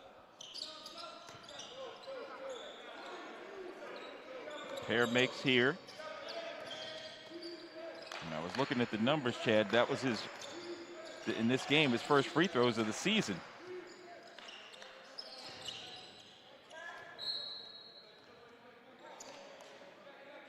He's 3 of 6 unofficially.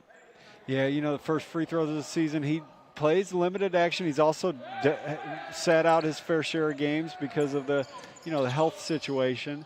But it's a testament to how, you know, how he approaches things, because in the first game that he gets extended minutes, he's able to contribute seamlessly from the start to the finish. Has played a splendid game here today.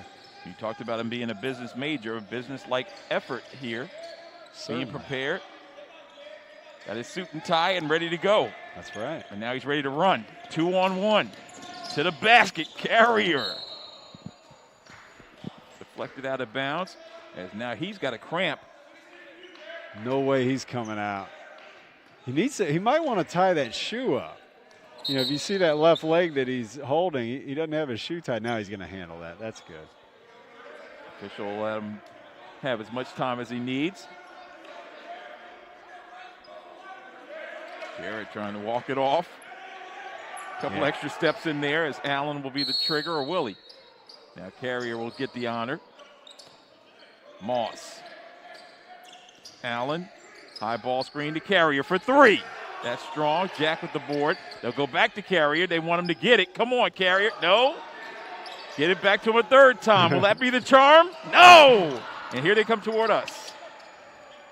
A fast break up the floor. Final 15 seconds of this ball game. A 3 ball is strong, and let's see if he can get it out to Jarrett. They want Jarrett to get it. McAllister gives Jarrett a wide open look.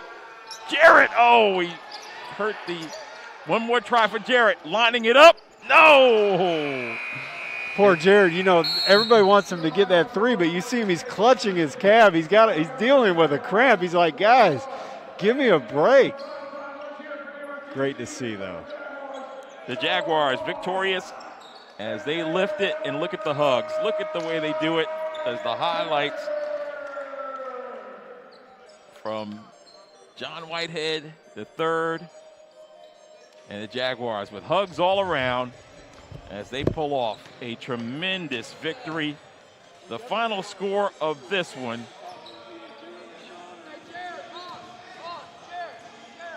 and we're going to try to bring the players over for a conversation. We've got to get Jarrett Carrier over there. So now they got to get a photo. The senior photo being taken first, and we'll get a chance to talk a little bit about, talk with the winners. And I think Dip may give way to the seniors and give them a chance to shine. As now Leaf Lenore takes off his jersey. Darren Lucas White, they're all celebrating. And Jarrett Carrier will come over and have the conversation with us. As Chad Cook gets masked up and we get ready to bring him over and bring over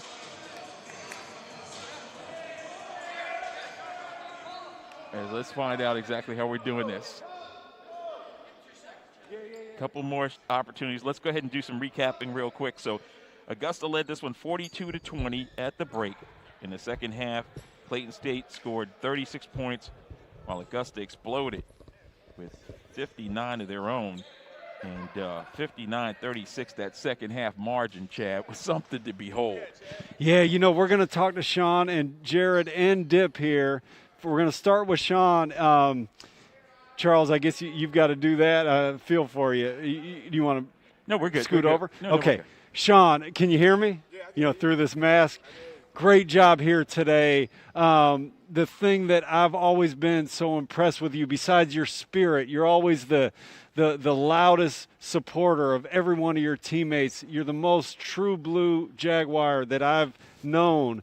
I think I've told you this before, but the way you're always prepared, whether you've played a lot of minutes that day or not played a lot of minutes in a few games, you're always prepared. That first shot always seems to go in. How do you do that? I mean, I just rely on my work, man. I put in a whole lot of work, and Coach Dip knows I'm always ready. And And I love these guys. Like I said, I'm loud for them because I love them like they're my brothers. Each and every team, every year I've been doing that, man. That's just something I have to carry over, and I feel like I can pass that down to the team. As far as being ready, man, I love basketball. I love to get the opportunity to come out here and play with these guys every single day. So that's what you see, that little chip on my shoulder. I just like to put on the uniform and play, man. Yeah. You get a chance to do it again Wednesday, and I think maybe Sunday. Do you know about that? Hopefully we get that one, man. I would love to get one more in with these guys, man. Yeah, and that's what this season has been about for you, right? Yep. One more game, 2 more games. Every game is important, right? Yes, sir. Every game is important, man. We prepared like we was about to win the championship. Every single day we went hard. We competed at practice, and that competitive spirit just builds more of a chemistry with me and my guys, man. I love these guys the whole season. They always had my back. I've always had their back, man. I love going to war with them. You say you prepared like you were going to win a championship. In my book, you guys are champions. The way you've handled yourself this season, the way you've handled yourself for 5 years, and the way your teammates and you have handled yourself this season has been nothing short of an inspiration. Congratulations. Any last thoughts for the fans? We've been encouraging them to come see you Saturday. Any last thoughts for your Augusta fans? I love my Augusta fans, man. I thank you guys for 5 wonderful years, man. It's been a blessing playing here for this program. Yeah, 7 threes tonight, and you tied Tyree, who had that 34-point performance. Yep. He had 7 threes as well. Yeah, man. He told me I had to get a 20 ball before I leave, man. I had to get one. So happy for you, man. Congratulations. Thank you, guys. That's Sean Moss. Congratulations on the outstanding performance. Thanks, and great opportunity for us to cover him over the last few years as he celebrates, as we bring over Mr. Carrier, as he'll step up to the plate. Jarrett, fantastic effort on your part as well. You suffered some cramps as you got some shots up down the stretch. Yeah, that last minute I was trying to fight through some cramps, but I stuck with it. Tried to hit that last 3 at the end. I was trying to force it, but it was all good. It was a good game. What was the emotions like at the start of the game? What were your thoughts when you headed on the floor, got the start, and you knew you got off to such a great start? I just felt blessed. Just reminiscing on my 4 years here, I was just blessed to be in a position where I could start and contribute for my team, and it was just a blessing for me. I just love being out there with my teammates, and I couldn't be any more grateful than I am right now. Jared, I reported during the game that you're a business major. I got that right? Yes, sir. Yeah, tell me what you plan on doing. You're going to walk in May, and then what comes after that? I'm a little bit undecided right now. I may go back to school, pursue my MBA, but I'm still undecided. I'm still trying to tackle on this year fully, and then weigh my options afterwards. Certainly. And speaking of this year, much like Sean, I talk about how he's always prepared. Tonight, you get a chance to play extended minutes, and you look like you've been playing extended minutes all along, the way you were cutting to the basket, defending. Talk about your performance here tonight. Well, I gotta give credit to Coach. Dib has everybody prepared from A to Z, so he knows he can call in anybody at any time, and they'll give him 100. And he put us in a position to give our all, give 100%. So I credit him. I also credit my teammates. They believe in me as I believe in them, and that's all it takes. As a young guy, getting a chance to play for the first time in the way of young Mr. Allen on this home floor. Right. He didn't get a chance to do it in front of fans, but what kind of message do you give him and a John Whitehead III, young guys who are now going to play under Dip for the next few years? To soak it all in. They got to really take in what's going on here because it goes by really fast. So they need to cherish every moment they have on this court with their team and make the most out of it. You get a chance to get celebrated on Saturday. Looking forward to seeing the fans. Yes, sir, definitely. I mean, are there any fans that you can think of that you're going to be especially excited to see Saturday for maybe the first time in a year? The diehard fans. Are there any fans you can think of? Actually, my parents plan to be here Saturday to support me, and it breaks my heart that they couldn't be here at any games this year. But the fact that they're coming out just to support for a little bit just means the world to me. I agree. Well said. Thank you for your time here. You've been an inspiration, you and your teammates this year and your entire time here. Sir, thank you. The Wrightsboro Warriors doing it again. That's right. Congratulations, man. Thank you, sir. Thank you. Big-time victory, 101-56 is the final score as they defeated the Lakers of Clayton State. And let's bring in the man himself, Mr. 501. Yeah, one, yeah. I wish 500 would have been like that, but that's a whole other issue. Yeah, I'm sorry to jump in. I got to ask you, Dip. I've been wanting to ask you this. We'd love to talk about you, but I know you probably want to talk about Sean and Jared. Yeah, absolutely. Sean's a 5-year guy, art major, my first art major. First year, basically got beat up the year he got redshirted, but he stuck his nose in there, kept playing. If you remember his freshman year, he made some big free throws, beat Aiken at home. And then we've had some pretty good players the last couple of years, and he's got a great chance his senior year. And one thing about Sean, he's the loudest guy. He's always upbeat, and he's always in the gym. And, you saw the passion for those guys on the bench. With Jared, Miguel, and Troy are his roommates for the last 4 years. They came in together, and, Jared will be graduating those guys because of whatever going on with the pandemic. They'll be back playing. So I was just happy to see for both guys. Jared came from a good high school program, Audrey Kell in Charlotte, where another coach, Mike Kraft.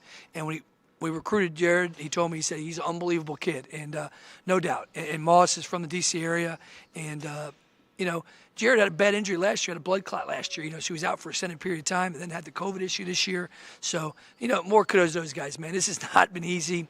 And it was nice to see the joy on guys' faces and to be able to sit back and just kind of enjoy and win. And beautiful how much they were cheering for their teammates. But, our guys usually do that, but they were really especially happy for those two. You mentioned recently this has been tough, the COVID problems this year. It's been tough on you, but it's been twice as tough on your players. Oh, absolutely. And the biggest thing is this. Our tennis program started in the spring, and I told Mike McGrath, I said, you have no idea how bad this is until you start practicing and playing. Because there's a routine. When you're practicing, when you're playing games, and you're getting phone calls the day of the game, day before a game, and you can see it in their face. I think we're at, 15 games right now? Usually, it was 15? 13. I 13, think we're whatever our number is. No, we're 8-6. Yeah, 14. So we usually play 28 regular season games, so we're halfway through. And it's tough. But, and then throwing our injuries and all the other issues we've had, it's a sign of perseverance. And I tell them exactly what I told you 2 weeks ago in practice. When we win a championship next year, Jared and Moss are getting rings, okay, because of what they had to go through this year. Every senior's got to go through it, but it's really tough for guys who, late on the line. So when we win that championship next year, I'll make sure we get those to a ring. Tell us about 500. Yep. It was nice to find that. I wish it was like this, you know. It was special to get it. You don't realize what it means till you get the text and you hear from people. People are texting me. I don't know who they are. I don't not say numbers real well, but it's great. My wife and daughter have been with me the whole time. We went from Belmont Abbey. D. Howard played for me at Belmont Abbey and played for me here. Jay Newber's at Belmont Abbey and worked for me here. Robbie played for me at Belmont Abbey and worked for me here. So it's special. My wife did a video thing. My daughter solicited. I'm not sure how they did it, but it was special to watch that the other night. And I'm looking at guys, and I'm like, wow, I'm getting old. And, I jokingly said, I got at least 100 left in me. And, as long as I get to keep coaching this stuff, I wear shorts to work, man. I got a pretty good life. And very, very fortunate that 25 years ago, Belmont Abbey took a chance on me. And then 7 or 8 years later, Coach Bryan took a chance on me. And like I said, very few people to get to coach 500 games. Otis down at Laney, okay. But there are very few of us that can coach 500, never try to win 500. Today, I sent a text out to my 2 college coaches and my high school coach, and the guy that first hired me. They're not on Twitter. They're older guys. I just say, hey, listen, you guys gave me a chance as a player. 1980, Coach Payne recruited me for Belmont Abbey. Coach Eastman coached me, and then Jack Williams hired me. So I said, man, you guys, if you guys don't give a chance, I don't get to do this. I'm probably flipping burgers in a McDonald's. So, but I just say I'm very fortunate, and I truly love what I do. I know it'll be time to give up when I don't sleep at night after a loss or a practice, and that has not happened. I don't think it's happening anytime soon. You said that you were lucky that Coach Bryant and Belmont Abbey gave you a chance to be the head coach. What I've heard, I swear I've heard it dozens of times in the last couple of weeks as we've been kind of waiting for this win number 500. I've heard dozens of times how lucky we are in Augusta to have you as the head coach. So that's the feeling that everybody else has about you. Yeah, and I appreciate it. When I first got there, it was an apathetic program, and we were able to win some games. And you hear from guys like Remo, who was my first kid I signed, from New York City, sent me a video the other night. He's with Steve Smith, who kind of recruiter for Belmont Abbey, came here and played. Garrett, Ben Madgen did a video and got me pretty good in a little bit. But it's special to hear from those guys. I am not the easiest guy to play for. I am very, very demanding. I can be cruel at times, but I'm 100% honest with them.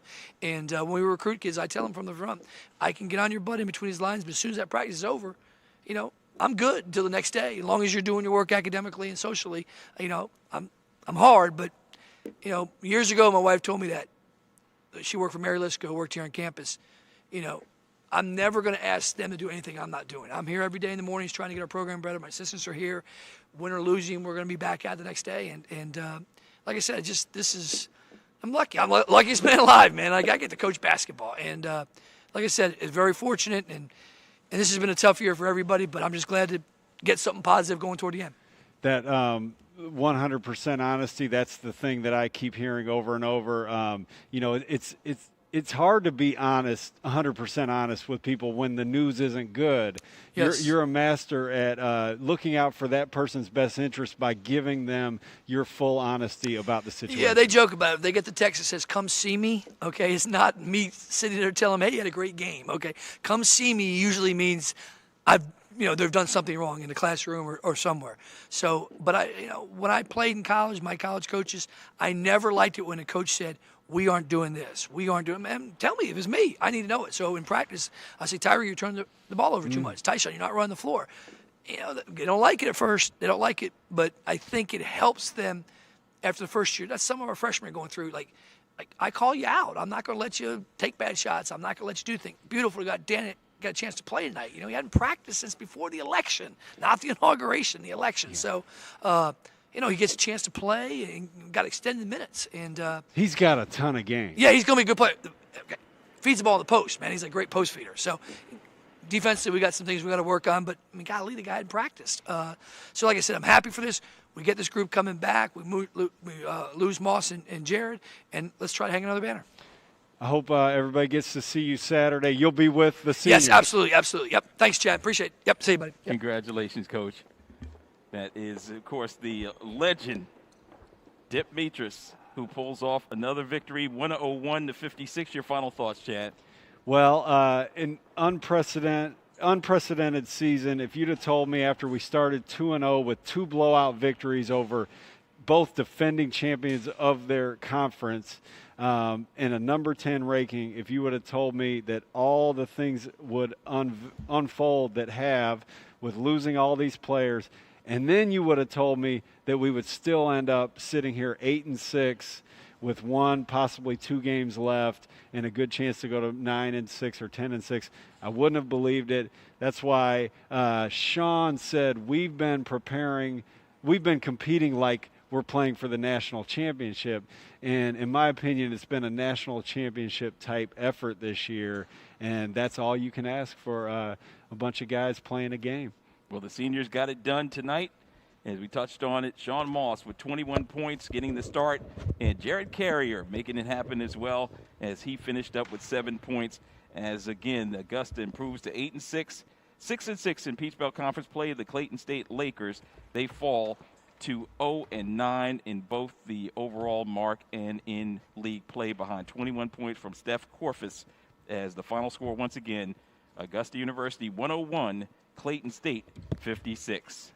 So for our entire broadcast staff, I'm Charles McNeil. We want to thank you for tuning in, and we look forward to having you right back with us for women's action this coming Saturday as Augusta takes on UNC Pembroke, and we'll be on the air for you about 1:25 p.m. Until then, take care, good night, and God bless everyone.